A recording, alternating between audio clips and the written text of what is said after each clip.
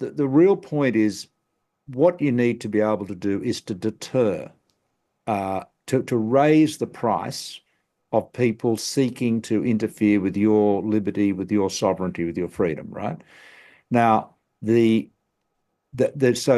our focus in Australia should be on the defence of Australia as opposed to the maintenance of US primacy in the Asia Pacific. Now, the US primacy is finished in the Asia Pacific. We now have a balance between China and the United States. The United States is a major player in our region. Obviously, China is, and it's also has the advantage of being in the region and part of it. So that suits us, absolutely. Suits Australia and New Zealand fine. We're allies of the United States, but we want the balance to continue. But I think the problem with Trump is that the message he's sending is that America is no longer a reliable partner, or at least as reliable as it was. Look at what's happened in Ukraine. Look at the threats to Canada, the threats to Denmark over Greenland. So I think ultimately we're going to have to spend more on our own defence. We're going to have to seek to have capabilities that are genuinely sovereign. That is to say, they can be used without the concurrence or the permission of another country.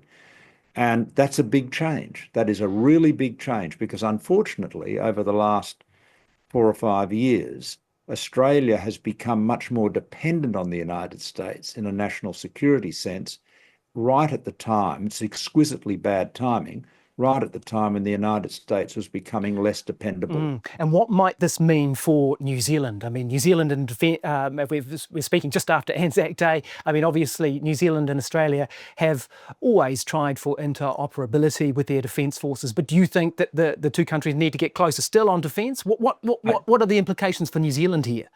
Well, I think that New Zealand will need to spend more, but I think New Zealand should. I think New Zealand should be seamlessly interoperable with Australia, to be quite honest. I mean, where it's difficult to see we would ever be at odds with each other. And we're so closely linked culturally, historically, in every way. I mean, we are. I mean, New Zealand, there's still a standing offer for New Zealand to be part of the Commonwealth of Australia, as you know. So, now you're talking like Donald Trump. He could be No, I'm not. No, I'm not.